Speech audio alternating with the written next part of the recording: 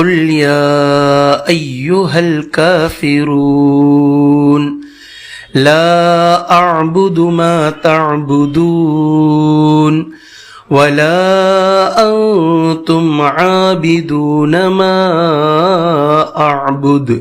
கண்ணியத்திற்குரிய அல்லாஹ்வின் அடியார்களே, சூரத்துல் காஃபிரூன் உடைய கடைசி பதிவு.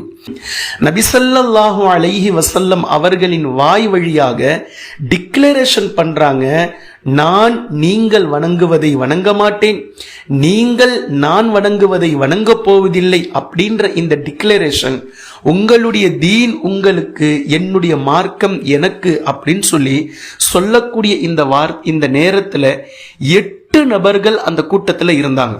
அல்லாஹு தஆலா எவ்வளவு துல்லியமா பேசுறான் பாருங்க. நபி ஸல்லல்லாஹு அலைஹி வஸல்லம் அவர்கள் சொன்ன வார்த்தை ஒருபோதும் பொய்யாக கூடாது அப்படின்ற மாதிரி எந்த வார்த்தையை நபி அவர்கள் குர்ஆனுடைய வார்த்தையாக இங்கு பேசினாங்களோ அந்த கூட்டத்தில் இருந்த இந்த 8 நபர்கள் கடைசி வரைக்கும் இஸ்லாத்தை தழுவவே இல்லை, இஸ்லாத்தை ஏற்றுக்கொள்ளவும் இல்லை. அந்த 8 நபர்களுடைய பெயர்களை பாருங்க. வலீத் இப்னு அல் முகீரா, நோட் பண்ணி வச்சுக்கோங்க. Number 1 Walid ibn al Mughira. Number 2 Aas bin Wail, இவர் இரண்டாவது. Number 2 Aas bin Wail. Number 3 Aswad bin al Muttalib, Aswad bin al Muttalib. Number 4 Umayya bin Khalaf, Umayya bin Khalaf number 4. Number 5 Ubayy ibn Khalaf, Ubayy ibn Khalaf. Number 6 Abu Jahl. Number 7 Nubayh bin al Hajjaj. Number 8 Munabbih bin al Hajjaj. இந்த 8 நபர்களும் கடைசி வரைக்கும் இஸ்லாத்தை ஏற்றுக்கொள்ளாமல் இந்த வாக்கியத்தில் குர்ஆனுடைய இந்த வசனங்களில் என்ன சொல்லப்படுகின்றதோ அதுக்கு ஏற்றவாறு இவர்கள் இறந்தும் போனார்கள் என்ற அதிசயம் சூரத்துல் லஹபை போன்றே இந்த சூறாவிலும் அச்சாணியை போன்று பதிவு செய்யப்பட்டிருப்பதை முதலில் நாம் இந்த சூறாவினுடைய ஒரு விஷயமாக தெரிந்து கொள்ள வேண்டும். இந்த சூறால 4 கருத்துக்கள் பொதிந்திருக்கின்றது. 4 கருத்துக்கள் இருக்கு. அல்லாஹ்வினுடைய மாபெரும் கிருபையால் இந்த 4 கருத்துக்களை தெரிஞ்சுக்கிறதுக்கு முன்னாடி முதல்ல இந்த 4 வசனங்களை உத்து பாருங்க. இந்த 4 வசனத்திலும் 4 மா இருக்கு. லா அஅபுது மா தஅபுதூன், மா நம்பர் 1 மா தஅபுதூன். வலா அன்தும் ஆபிதூன மா அஅபுது, இரண்டாவது மா. வலா அன ஆபிதும் மா அபத்தும், மூணாவது மா. வலா அன்தும் ஆபிதூன மா அஅபுது. இது அப்படியே மூணாவது வசனத்துக்கு அப்படியே ஒப்பா இருக்குது. ஆனா அதுலயும் ஒரு மா இருக்கு, இதுலயும் ஒரு மா இருக்கு. மொத்தம் 4 வசனங்களில் 4 மா இருப்பதை நீங்கள் பார்க்கலாம். இப்போ இந்த 4 மாக்குமே ஒரே அர்த்தம் இல்லை. இங்கதான் நீங்க நல்லா கவனிக்கணும். இந்த சூறாவை ஓதும் போது நன்கு கவனிக்கணும். 2வது வசனத்துல வரக்கூடிய மாவும் 4வது வசனத்தில் வரக்கூடிய மாவும் சிலை தெய்வங்களை குறிக்கின்றது. அதாவது அல்லாஹ்வின் தூதர் ஸல்லல்லாஹு அலைஹி வஸல்லம் சொல்றாங்க, நீங்கள் வணங்கும் ஒன்றை நான் வணங்க மாட்டேன், நீங்கள் வணங்குபவற்றை நான் வணங்க மாட்டேன். எதை நீங்கள் வணங்கி கொண்டிருக்கிறீர்கள்? லாத்து, மனாத்து, உஸ்ஸா, யகூஸ், யஊக், நஸ்ர், சூஆ, இதை எதையும் நான் வணங்க மாட்டேன். அந்த தெய்வங்களை குறிக்கக்கூடிய மாதான் 2வது வசனத்திலும் 4வது வசனத்திலும் இருக்கக்கூடிய மா. 3வது வசனத்திலும் 5வது வசனத்திலும் இருக்கக்கூடிய மா இருக்குல்ல, அந்த மா அல்லாஹ்வை குறிக்கக்கூடிய மா.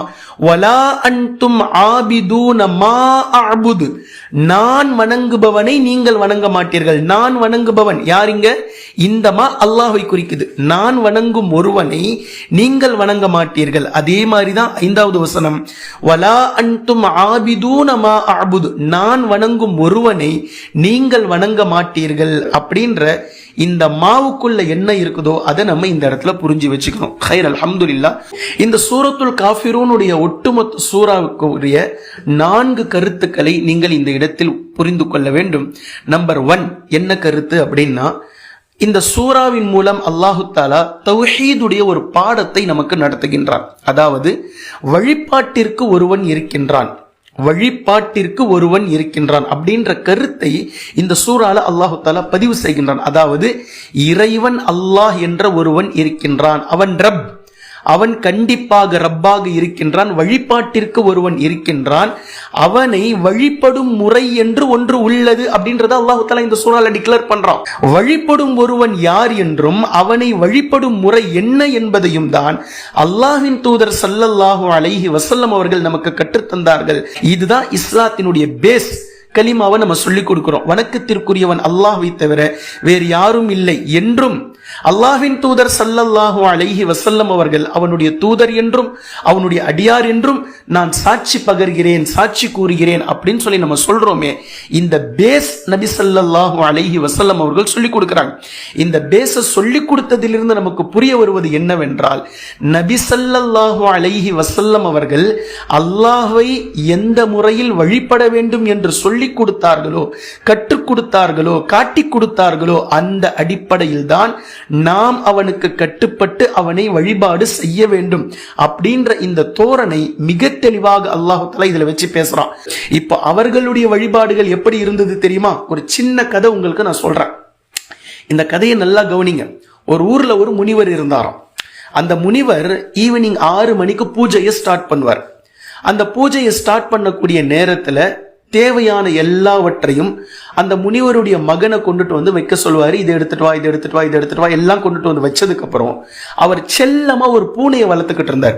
அந்த பூனை எப்பவுமே அவருடைய மடியில, அவருடைய மார்புல அவர் சுத்தி சுத்தி வந்துகிட்டே இருக்கும். பூஜைக்கு டிஸ்டர்பா இருக்கும்னு சொல்லிட்டு பூஜை சாமான் எல்லாம் எடுத்துட்டு வந்து முன்னாடி வைன்னு சொல்லிட்டு இந்த பூனை எடுத்துட்டு போய் அங்க கட்டி போட்டிருப்பா அப்படின்னு சொல்லுவார். பூஜைக்கு டிஸ்டர்ப் ஆக கூடாதுன்றதுனால பூனையை போய் அந்த பையன் கட்டி போட்டு வந்துடும். அதுக்கப்புறம் ஊர் மக்கள் எல்லாம் வருவாங்க, பூஜையை ஸ்டார்ட் பண்ணுவார். இப்படியே காலங்கள் போய்கிட்டே இருந்தது. டெய்லி 6 மணி ஆகும், பூஜை சாமான் எடுத்துட்டு வாப்பா, வந்து வைப்பாப்பா, இந்த பூனையை போய் கட்டி போடுப்பா அப்படின்னு சொல்லுவார். இப்படியே நாட்கள் போச்சு. அப்போ கொஞ்ச நாள் கழிச்சு பூனையும் செத்து போச்சு, அந்த முனிவரும் இறந்துட்டார். அதுக்கப்புறமா முனிவருடைய போஸ்டிங்க்கு முனிவருடைய பையன் அதே போஸ்டிங்க்கு வந்தார். அப்போ ஊர் மக்கள் எல்லாம் வந்தாங்க. இந்த பையனுக்கு ஒரு சிஷ்யர் ஒருத்தர் இருந்தாரு. இவரும் 6 மணிக்கு பூஜை சாமான்லாம் எடுத்துட்டு வந்து வச்சாரு. முனிவரே, அதாவது பையனா இருந்தவர் முனிவர் ஆயிட்டாரு. அப்ப முனிவர் கிட்ட அவருடைய சிஷ்யன் இந்த மாதிரி பூஜை சாமான்லாம் ரெடி, வாங்க பூஜை பண்ணலாம்னு சொல்லும் போது அவரு பூஜையை ஸ்டார்ட் பண்ணாம தாமதிச்சுக்கிட்டு உட்காந்துட்டு இருந்தார்.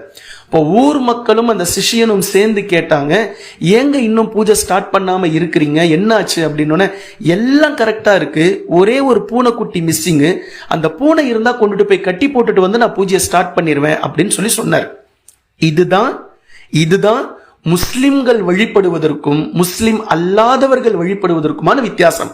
இப்போ முனிவர் பூனைய டிஸ்டர்ப்டா இருக்குன்னு கொண்டுட்டு போய் கட்டி போட்டுட்டு வந்ததை சின்ன வயசுல இருந்து பார்த்து வளர்ந்த அந்த பையன் பூஜைக்கு முன்னாடி பூனையை கட்டி போடுறதும் பூஜையினுடைய ஒரு அங்கமாக நினைத்த அதே மெத்தேட்ல தான் இன்று முஸ்லிம்களில் பலரும் இருக்கிறாங்க. அல்லாஹ் நம்மளை பாதுகாக்கணும்.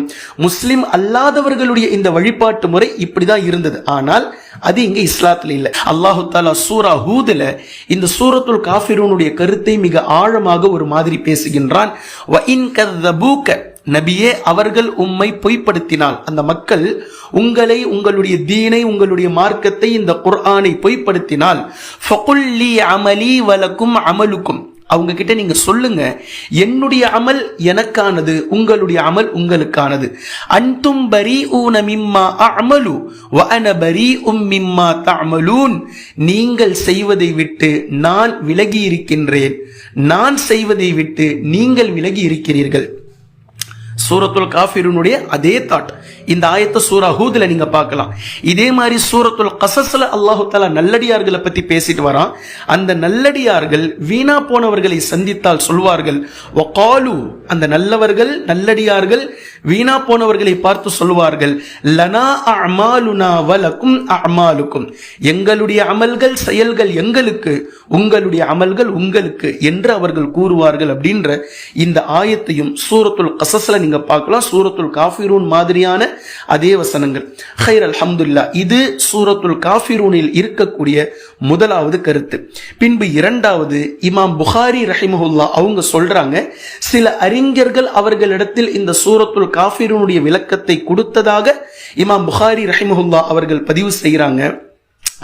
முதல் 2 வசனங்கள் இருக்கு இல்லையா, அதாவது 2வது வசனம் 3வது வசனம், நீங்கள் வணங்கும் ஒன்றை நான் வணங்க மாட்டேன், நான் வணங்கும் ஒருவனை அல்லாஹ்வை நீங்கள் வணங்க போவது கிடையாது, வணங்க மாட்டீர்கள் அப்படின்ற இந்த 2வது வசனமும் 3வது வசனமும் கடந்த காலத்தை குறிக்கும். கடந்த காலத்தினுடைய விஷயத்தை அல்லாஹ் தஆலா இந்த சூறாவில் வைத்து பேசுகின்றான். அதாவது இதுவரை நீங்கள் வணங்கிக் கொண்டிருக்கக்கூடிய சிலைகளை வணங்கவில்லை, இதுவரை நீங்கள் நான் வணங்கிக் கொண்டிருக்கும் அல்லாஹ்வை வணங்கவில்லை. 2, 3 கடந்த காலத்தை குறிக்கிறதாம். 3வது 4வது வசனம் இருக்குல்ல, நீங்கள் வணங்குவதை நான் ஒருபோதும் வணங்க மாட்டேன். 5வது வசனம் அதே போன்று நான் வணங்கும் ஒருவனை அல்லாஹ்வை நீங்கள் ஒருபோதும் வணங்க மாட்டீர்கள் அப்படின்னு சொல்லி அர்த்தம் வைக்கணும். இது எதிர்காலத்தை குறிக்கும். 4, 5 எதிர்காலத்தை பேசக்கூடியது, 2, 3 கடந்த காலத்தை பேசக்கூடியது என்று சில அறிஞர்கள் இமாம் புகாரி ரஹிமஹுல்லா அவர்களிடத்தில் கூறியதாக அவர்கள் இந்த சூறாவினுடைய விளக்கமாக பதிவு செய்கிறார்கள். அதே போன்று இமாம் புகாரி ரஹிமஹுல்லா அவர்கள் தொடர்ந்து பேசுறாங்க, சூரத்துல் காஃபிரூனுடைய கடைசி ஆயத் லக்கும் தீனுக்கும் வலிய தீன் அப்படின்னு சொல்லி முடியக்கூடிய இந்த ஆயத் உண்மையில் இலக்கணப்படி இது எப்படி இருந்திருக்க வேண்டும்? லக்கும் தீனுக்கும் வலிய தீனி அப்படின்னு நூனுக்கு பக்கத்துல ஒரு சுக்கூன் உள்ள ஒரு யாவோட அந்த வசனம் முடிந்திருக்க வேண்டும். லக்கும் தீனுக்கும் வலிய தீனி அப்படின்னு இருக்கு. இப்போ வலிய தீன் நம்ம நிப்பாட்டுறோம், நூனுக்கு கசர் இருக்கு, தீனி அப்படின்னு இருக்கு. இலக்கணப்படி எப்படி இருந்திருக்க வேண்டும்? வலிய தீனி அப்படின்னு இருந்திருக்கணும். ஆனால் இலக்கணம் இலக்கியத்தின்படி கவிதை நடையில் சில நேரங்களில் இந்த இகர குறியீடுகளை நீக்குவார்கள். அதாவது இந்த சூரா நூன் என்ற பதத்தில் முடிகின்றது. நூன் என்ற பதத்தில் துவங்கியது, 2வது வசனம் நூன், அதே போன்று 6வது வசனம் நூனில் முடிவதினால் காஃபிரூன் தஅபுதூன், அப்போ அதற்கு மேட்சா ரைமிங்ல வலிய தீன் அப்படின்னு அல்லாஹு தஆலா மிக அழகாக முடிக்கின்றான். வலிய தீனி அப்படின்னு சொல்லி முடிச்சிருந்தா ரைமிங் மிஸ். சோ இலக்கண இலக்கியத்தின் அடிப்படையில் இப்படி சொல்லப்படும். குர்ஆன்ல நீங்க இதற்கு ஆதாரத்தை மிக தெளிவாக பார்க்கலாம். லக்கும் தீனுக்கும் வலிய தீனி என்று இல்லாமல் வலிய தீன் அப்படின்னு சொல்லி அல்லாஹு தஆலா முடிச்சிருக்கிறான் அப்படின்ற இந்த கருத்தையும் இந்த இடத்தில் இமாம் புகாரி ரஹிமஹுல்லா அவர்கள் பதிவு செய்யறாங்க. இது சூரத்துல் காஃபிரூனுடைய 2வது கருத்து. 3வது கருத்து, வழக்கமா ஒரு வசனம் மீண்டும் மீண்டும் வந்தால் பொதுவாக பார்ப்பவர்களுக்கே என்ன ஒரு கருத்து இருக்குமோ அந்த கருத்தும் இந்த சூறாவுக்கு இருக்கு. அது என்னன்னா உறுதிப்படுத்துதல். ஒரே வசனத்தை மீண்டும் மீண்டும் 2 முறை திரும்ப திரும்ப சொல்வது உறுதிப்படுத்துதல் என்ற கருத்தும் இந்த சூறாவுக்குள் இருக்கு. உதாரணமா சூரத்துல் இன்ஷிராஹ் அலம் நஷ்ரஹ் சூரால ஃபஇன்ன மஅல் உஸ்ரி யுஸ்ரா இன்ன மஅல் உஸ்ரி யுஸ்ரா 2 தடவை ஒரே ஆயத்தை அல்லாஹ் தஆலா திருப்பி சொல்லியதற்கான காரணம் உறுதிப்படுத்துறது தான் நோக்கம் இந்த இடத்துல.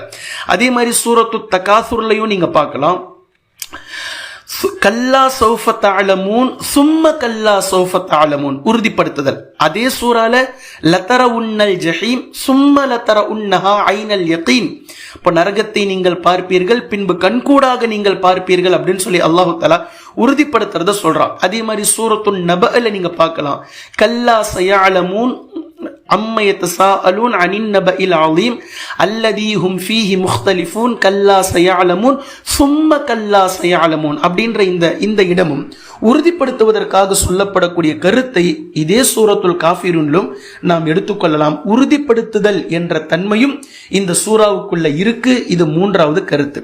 பின்பு 4வது கருத்து மிக முக்கியமான ஆழமான கருத்து. இந்த கருத்தை யார் சொல்றாங்க அப்படின்னா ஷைகுல் இஸ்லாம் இமாம் இப்னு தைமியா ரஹிமஹுல்லா அவங்க இந்த கருத்தை சொல்றாங்க.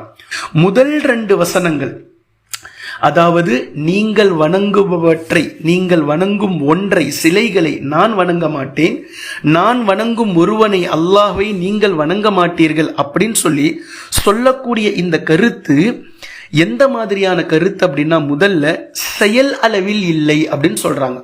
அதாவது என்கிட்ட சிலை தெய்வத்தினுடைய வழிபாட்டு செயல் என்கிட்ட இல்லை. நான் லாத்த வணங்கல, உஸ்ஸாவை வணங்கல, அதே மாதிரி மனாத்த வணங்கல, நான் வணங்கல. வணங்கக்கூடிய செயல் என்னிடத்தில் இல்லை.